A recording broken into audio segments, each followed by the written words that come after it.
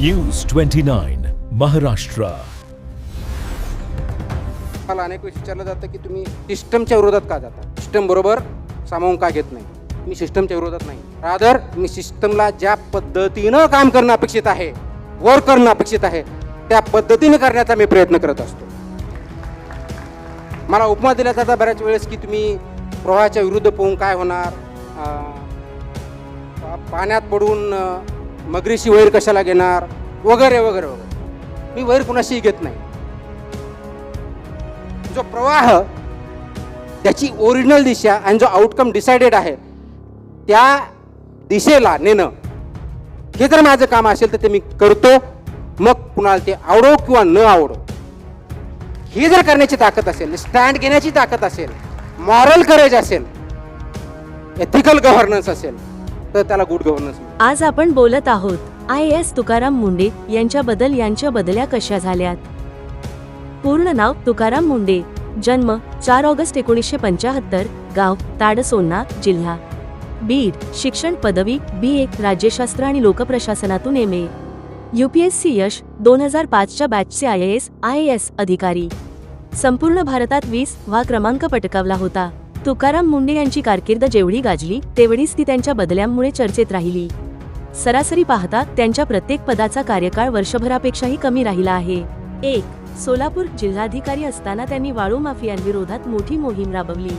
2. नवी मुंबई महानगरपालिका आयुक्त असताना त्यांनी वॉक विथ कमिशनर उपक्रम सुरू केला आणि अनधिकृत बांधकामांवर हातोडा चालवला. यामुळे लोकप्रतिनिधींनी त्यांच्यावर अविश्वास ठरावही आणला होता, पण जनतेने त्यांना मोठा पाठिंबा दिला. 3.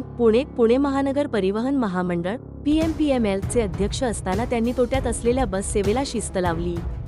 4. नाशिक महानगरपालिका आयुक्त असताना त्यांनी कर वसुली आणि शिस्तबद्ध कारभारावर भर दिला. 5. नागपूर मनपा आयुक्त असताना कोरोना काळात त्यांनी अत्यंत कडक पावले उचलली होती. एवढ्या बदल्या का होतात? तुकाराम मुंडे यांच्या वारंवार होणाऱ्या बदल्यांमागे काही प्रमुख कारणे सांगितली जातात. 3. जनतेचा पाठिंबा. जिथे त्यांची बदली होते तिथे सामान्य जनता त्यांच्या कामावर खुश असते, मात्र प्रस्थापित हितसंबंधांना धक्का लागत असल्याने त्यांच्या बदल्यांची मागणी केली जाते. सध्याच्या अपडेटनुसार त्यांची पुन्हा एकदा बदली झाली असून त्यांना महत्त्वाच्या विभागांची जबाबदारी देण्यात आली आहे. आपत्ती व्यवस्थापन, डिझास्टर मॅनेजमेंट, पुनर्वसन व मदत कार्य, रिलीफ अँड रिहॅबिलिटेशन, महसूल व वन विभाग, रेव्हेन्यू अँड फॉरेस्ट डिपार्टमेंट. यापूर्वी ते दिव्यांग कल्याण विभागाचे सचिव म्हणून कार्यरत होते.